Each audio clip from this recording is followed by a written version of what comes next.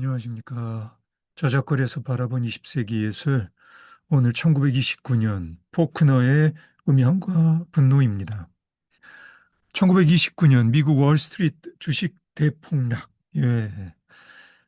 뉴욕 증권시장에서 일어난 일련의 주가 대폭락이죠. 어, 미국 역사상 가장 큰 주식 대폭락으로요. 어, 12년 동안 서구권 전체에 엄청난 영향력을 행사하게 됩니다. 제1차 세계대전 이후 미국의 경제적 호황에서 비롯한 투기 열풍, 그리고 공업과 농업 사이의 극심한 경제적 불균형 등이 몰고 온 대재앙이라 할 수 있겠네요. 1929년 미국 작가 윌리엄 포크너가 소설 음향과 분노를 발표합니다.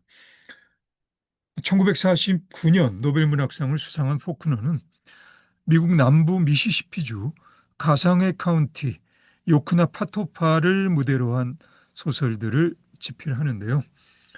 미국 남부를 대표하는 작가라 해도 과언이 아닙니다. 일반적으로 그의 소설들을 남부 고딕이라 칭하는데 이 경우 고딕이란 명칭은 야만적인 폭력과 잔혹함으로 특징 지어지는 어둠의 충동을 의미합니다. 1927년에 집필된 사토리스 일의 세 편의 소설들만 제외하고는 모든 소설들이 요크파 파토파를 무대로 이야기가 전개되죠. 그리고 1936년 소설 압살롬에는 포크너가 직접 그린 가상의 요크나 파토파의 지도가 포함되어 있습니다. 포크너 소설들의 언어적 실험, 혁신적 문체나 구성 주제에 내포된 가령 쇠락한 남부 지역의 구조적 문제들과 근시안적으로 거부되는 변화 등과 같은 그런 복합적 문제의식 등과는 상관없이 그의 소설들은 적어도 나에게는 저작거리 보통 사람들의 세속적 욕망과 온갖 잡생각들, 그리고 억압된 내면의 소란스러움과 출구 없는 분노의 감정들이 얼기설기 짜여 형태를 갖춘 그런 지도와 같다는 생각이 듭니다. 음향과 분노라는 소설 제목도 그래서 그렇게 지어진 것 같고요. 앞에서도 언급했던 스위스 정신분석학자 카를 융이 1932년 화가 피카소에 대해 한 말입니다. 그것은 지옥의 운명을 체험한 피카소 내부에 있는 인간성을 의미하는 것으로 이는 낮의 세계로 몸을 돌리지는 않지만 숙명적으로 어둠을 향해 이끌리고 있으며 누구나 인정하는 미와 선의 이상에는 복종하지 않지만 반기독교적이고 추악한 현대인에게 증가하고 있는 추함과 악의 악마적인 매력에 복종하는 성격을 말한다. 예, 내 생각에 피카소에 대한 융의 발언은 포크너에게도 적절한 듯 싶습니다. 융의 스승 프로이트의 죽음 충동, 타나토스란 개념도 못지않게 어울릴 듯 싶기도 하고요. 앞에서도 몇 차례 말한 적이 있는데 대체로 저작거리 보통 사람들은 이야기나 이미지 그리고 경우에 따라서는 음향의 그로테스크한 효과에 관심이 있고요. 문학이나 음악에 쓰는 고딕이란 용어도 그로테스크란 개념에 거의 동의어라 해도 과언이 아닐 거라 생각합니다. 가령 그가 1931년에 출판한 성소는 성역 정도로 번역해도 되겠고요.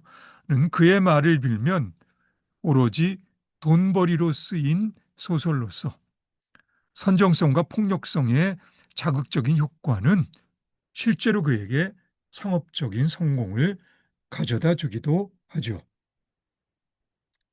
1932년경 돈이 궁했던 포크너는 헐리우드로 건너가서요.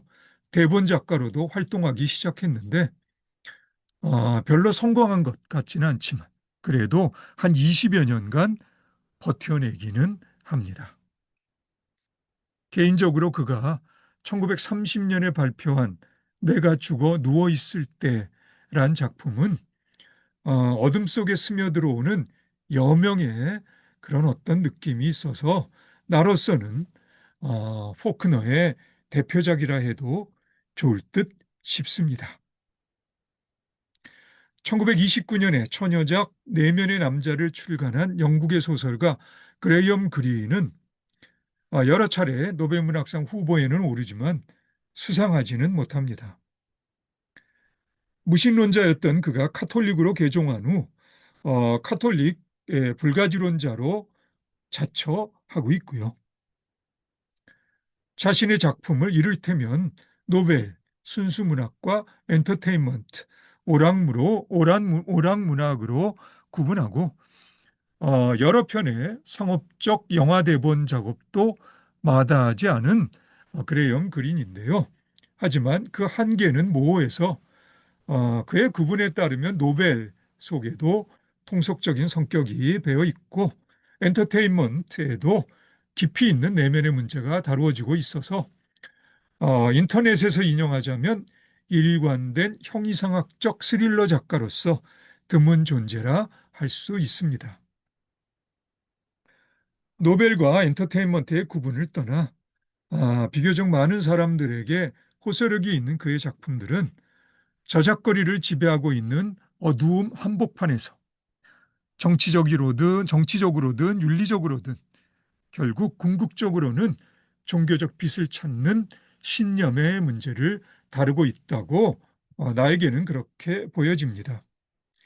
그리는 작가로서뿐만 아니라 일상 속에서도 자신의 신념을 부끄럼 없이 실천하려던 항상 성공했던 것 같지는 않지만 그런 삶을 살았던 것으로 보입니다. 그린의 말입니다. 인간관계에서는 친절과 거짓말이 천 가지 진실보다 더 중요합니다. 예. 앞에서 독일의 신직물주의를 다룰 때 언급한 적이 있는 독일 작가 에리 캐스트너 또한 그린의 노벨과 엔터테인먼트를 아우르는 양안의 문학, 그러니까 양쪽 눈을 다 뜨고 있는 문학의 필요성을 강조하고 있으며 비슷한 시기를 살았던 그린과 마찬가지로 삶을 통틀어 신념에 따른 나름대로의 신념에 따른 삶을 살았던 것으로 그렇게 나에게는 보입니다. 스코틀랜드 영화 감독 존 그리어스는 1929년 북해의 청어잡이 어부들의 삶을 다룬 다큐 영화 유방어부들을 발표합니다. 유망어부들을 발표합니다. 드리프터스를 발표합니다. 1926년 다큐멘터리라는 용어를 창안한 그리어스는 로버트 플레어티가 1922년 북극의 나누크나 1926년 남태평양의 모아나 등으로 개척한 다큐멘터리 영화에 개인적인 스타일의 풍치가 배어든 작품을 선보입니다. 플레어티는 1934년 아란 제도의 사람들로 그리어슨의 야심적인 다큐 작업에 화답하지요. 그리어슨의 말입니다. 나에게 카메라는 설교단과 같다. 카메라는 망치이지 거울이 아니다. 예, 그리어스는 다큐의 사회 참여적 성격을 강조하면서도 일상의 드라마로서 수사학을 포함해 예술적 성격 또한 간과할 수 없음을 부각시킵니다. 플레어티 다큐의 이국적 배경에서 일상적 배경으로 관점의 이동과 피사체를 대하는 작가의 전지적 시점에서 피사체로서 시민의 적극적 발언으로 시점을 이동시키는 그리어슨의 다큐가는 20세기 다큐 영화의 전개에 커다란 영향력을 행사하죠. 1929년 독일의 화가 루돌프 바우어는 베를린에 자신과 칸딘스키 그림들에 집중한 신령스러운 영역, Das Geistreich라는 화랑을 세웁니다.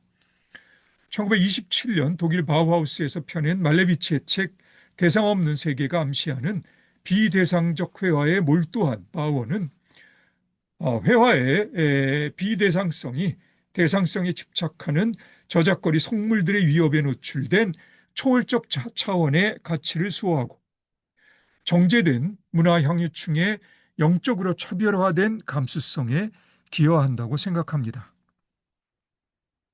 그러니까 그의 화랑은 이를테면 천년왕국의 꿈이라고도 말할 수 있겠네요.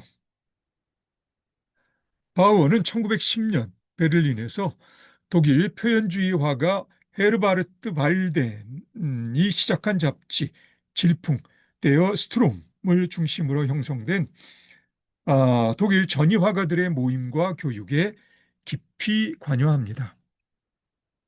잡지 질풍은 표현주의, 입체주의, 미래주의, 다다 그리고 마술적 사실주의, 초현실주의 등 서구 전위예술적 경향들을 1932년 문을 닫을 때까지 광범위하게 지원하죠.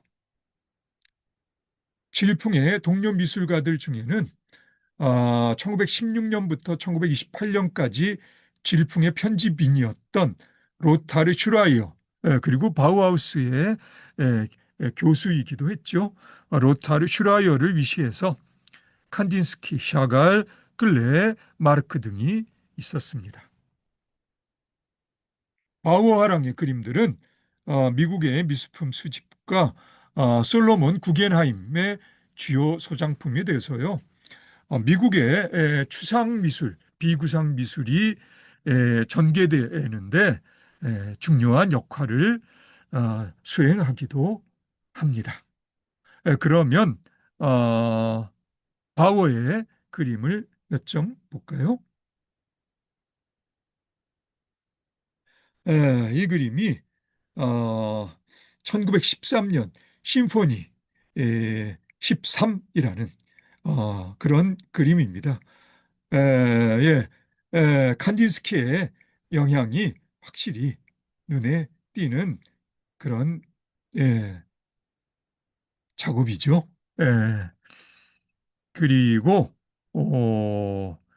이 작품이 1924년 네 개의 십자가들이란 작품입니다. 예, 확실히 예, 루돌프 바우어의 작품의 어떤 초월적 종교적 성격이라고 할까요? 천년왕국의 꿈이 표현되어 있는 그런 작업이지 않나 하는 그런 생각도 드는 작품입니다. 예, 그럼 오늘은 여기까지 하겠습니다. 예, 오늘도 수고 많으셨고요. 그럼 우리 다음에 다시 봅시다.